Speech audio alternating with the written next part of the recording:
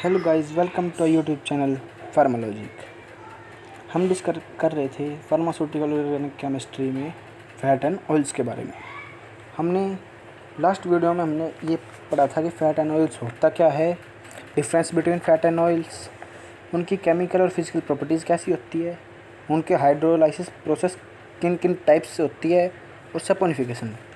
और हम आज की वीडियो में ये पढ़ेंगे कि हाइड्रोजनेशन कैसे होता है, rancidification, oxidation of unsaturated acids, enzymatic hydrolysis और beta oxidation of saturated fatty acids. So हम शुरू करते हैं हाइड्रोजनेशन से। Oils having large amount of unsaturated portion in the form of glycerides. जैसे कि आप जानते हैं ऑयल्स अनसैचुरेटेड पोर्शन होते हैं ग्लिसराइड का, मतलब डबल और ट्रिपल बॉन्ड होते हैं उसमें, जबकि फैट सिंगल बॉन्ड होते हैं। तो when hydrogen is passed through oils under pressure and by using catalyst like finely divided nickel or ranitidine at high temperature, liquid oil gets converted into semi-solid fat। जब हम oils के साथ hydrogen gas को pass out करते हैं तब जो liquid form होती है ऑयल की वो सेमी सॉलिड में कन्वर्ट हो जाती है। इसके लिए हम हाई टेम्परेचर और हाई प्रेशर चाहिए होता है और हम उसमें कैटलिस्ट यूज़ करते हैं। कौन से कैटलिस्ट? फाइनली डिवाइडेड निकल और रेनिकल। हम रिएक्शन में कैटलिस्ट यूज इसलिए करते हैं ताकि रिएक्शन इजीली और फास्ट प्रोसीड हो जाए। So this process is known as hardening of oil. इस प्रोसेस को हम हार्डनिंग ऑफ ऑयल कहते हैं क्योंकि इसके अंदर हमने लिक्विड ऑयल में हाइड्रोजन पास आउट करके उसको सेमी सॉलिड फैट बना दिया गया है, उसका सैचुरेशन कर दिया है। जैसे रिएक्शन में देख सकते हैं लिक्विड ऑयल है, उसको हमने हाइड्रोजन गैस पास की है इन प्रेजेंस ऑफ निकल एंड हाई प्रेशर, तो ये सेमी सॉलिड फैट बन जाता है। इसका ये एक एग्जाम्पल है ट्रायोलिन का। ट्रायोलिन होता तो ऑयल है, अगर उसके साथ हम 6 molecule of hydrogen reaction proceed कराते हैं तो हमें ट्राइस्टेरिन मिलता है जो कि एक फ़ैट है। अब मेल्टिंग पॉइंट ट्रायोलिन का कम होता है एज़ कम्पेयर टू ट्राइस्टेरिन, क्योंकि ट्रायोलिन एक ऑयल है, अनसैचुरेटेड ऑयल, तो हमेशा अनसैचुरेटेड चीज़ों का मेल्टिंग पॉइंट लो होता है एज़ कम्पेयर टू सैचुरेटेड चीज़ों से। So in actual hydrogenation is not carried out completely but is stopped as fat of desired consistency and viscosity is obtained। हम हाइड्रोजनेशन को कम्प्लीटली नहीं करते, बल्कि हमें जिस कंसिस्टेंसी और विस्कोसिटी का फैट चाहिए वहाँ पर रोक देते हैं। हम उसको कंप्लीट प्रोसीड क्यों नहीं करते? क्योंकि अगर ये कंप्लीट प्रोसीड हो गया तो ये ऑयल हार्ड फैट बन जाएगा जो कि हमारे इंटेस्टाइन में इजीली सोल्यूबल नहीं होता है। तो hydrogenation converts only a part of glycerides of unsaturated acids into those of saturated acid. तो हाइड्रोजनेशन क्या करता है? सिर्फ उन्हीं ग्लिसराइड के पार्ट को अफेक्ट करता है जो अनसैचुरेटेड होते हैं, ये उनको सैचुरेटेड बना देता है। तो hydrogenation involves following step. Hydrogenation के प्रोसेस ये होती है। The purified oil is taken in an iron tank surrounded by a heating jacket at 50 to 200 degree Celsius. हम एक प्योरीफाइड ऑयल लेते हैं एक आयरन टैंक में, जिसको हम हीटिंग जैकेट से सराउंड कर देते हैं, और हीटिंग जैकेट का टेम्परेचर हम 150 to 200 डिग्री सेल्सियस रखते हैं। अब फाइनली डिवाइडेड निकल is placed in the oil and under pressure hydrogen gas is passed. अब हम उसमें कैटलिस्ट फाइनली डिवाइडेड निकल प्लेस करते हैं ऑयल में, और उसके अंदर under pressure hydrogen gas pass out करते हैं, तो इससे हाइड्रोजनेशन हो जाएगी। Hydrogenation is done till a fat of desired consistency is obtained. Hydrogenation हम तब तक कर सकते हैं जब तक हम अपनी इच्छा के अनुसार फैट अचीव करें, उसकी viscosity. Hard oil is taken out and filtered. Hard oil को हम बाहर निकालते हैं और फिल्टर कर देते हैं। Various flavouring agent are added and finally packed in air tight container.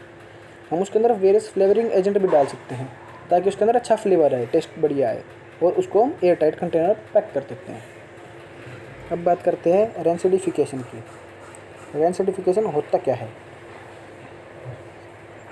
जैसे कि हम कई बार देखते हैं, हम ऑयल को रख देते हैं, जैसे आप बटर को या मक्खन को लगा लीजिए, आप उसको ज़्यादा दिन रख देंगे तो उसमें स्मेल हो जाएगी, अनप्लीजेंट स्मेल हो जाएगी, टेस्ट आएगा बहुत बेकार सा। तो वो रेंसिडिफिकेशन क्या लगता है? On long storage and in contact with air, moisture and sunlight, oils and fat undergo decomposition and start smelling unpleasant. जब हम ऑयल और फैट को लॉन्ग टाइम के लिए स्टोर करते हैं और वो अगर एयर, मॉइस्चर या सनलाइट से कांटेक्ट में आता है तो वह डिकम्पोज हो जाता है और अनप्लीजेंट स्मेल देने लग जाता है। This process is known as rancidification. इस प्रोसेस को हम रेंसिडिफिकेशन बोलते हैं। Oil is said to be rancid oil, तो जो ऑयल जिसकी रेंसिडिफिकेशन हो चुकी है उसको हम रेंसिड ऑयल बोलते हैं। Rancid occur by following causes, rancidity किन कारणों से होती है वो पढ़ते हैं हम। पहला कारण है ऑक्सीडेशन ऑफ अनसैचुरेटेड एसिड।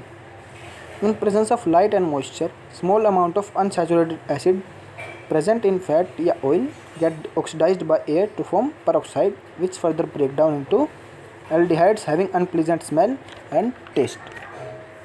तो in presence of light and moisture जो unsaturated acid पार्ट होता है हमारे फैट या ऑयल में वो ऑक्सीडाइज हो जाता है एयर के साथ और पेरोक्साइड क्रिएट करता है, और वो पेरोक्साइड फर्दर रिएक्शन करके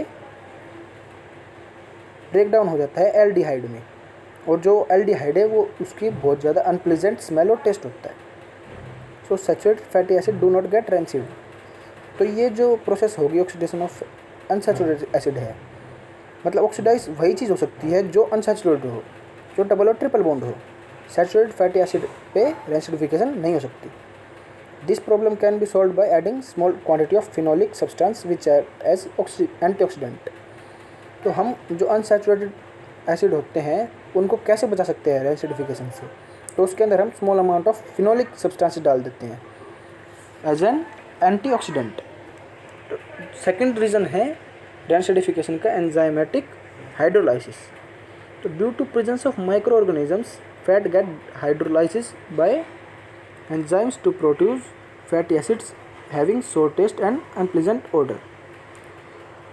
फैटी एसिड्स के अंदर कई बार माइक्रो ऑर्गेनिजम्स होते हैं जो कि हाइड्रोलाइज्ड हो जाते हैं एंजाइम के कारण, और वे फैटी एसिड प्रोड्यूस करते हैं जिनका टेस्ट बहुत ही सोर होता है और ऑडर अनप्लीजेंट होती है। For example butter get rancid due to production of butyric acid in this manner.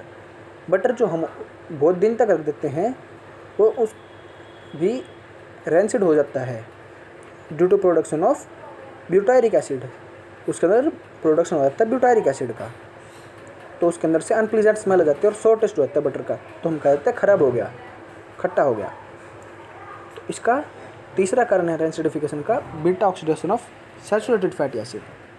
Fats having saturated fatty acids undergo ketone rancidity. जो सैचुरेटेड फैटी एसिड्स है वो कीटोन रेंसिडिटी के कारण रेंसिड हो जाते हैं।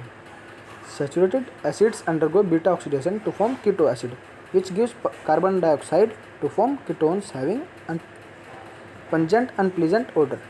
जो सैचुरेटेड एसिड है वो बीटा ऑक्सीडेशन के कारण कीटो एसिड्स में कन्वर्ट हो जाते हैं जो कि कार्बन डाइऑक्साइड रिलीज़ करते हैं और कीटोन फॉर्म करते हैं जिनकी बहुत ही पंजेंट और अनप्लीजेंट ऑडर होता है। फॉर एग्जांपल देखिए कैप्राइलिक एसिड है, इसके हम बीटा ऑक्सीडेशन करते हैं तो हमें बीटा कीटो कैप्रोलिक एसिड मिलता है। अब वो फर्दर रिएक्ट करता है तो कार्बन डाइऑक्साइड रिलीज़ करता है और methyl n amyl ketone release करता है। As an product methyl n amyl ketone मिलता है। सो ये हमने पढ़ा रेंसिडिफिकेशन के बारे में। तो अगर हमें आपको हमारी वीडियो पसंद आई हो तो इस वीडियो को ज़्यादा से ज़्यादा लाइक करें, अपने फ्रेंड्स के साथ शेयर करें और हमारे चैनल को सब्सक्राइब करें।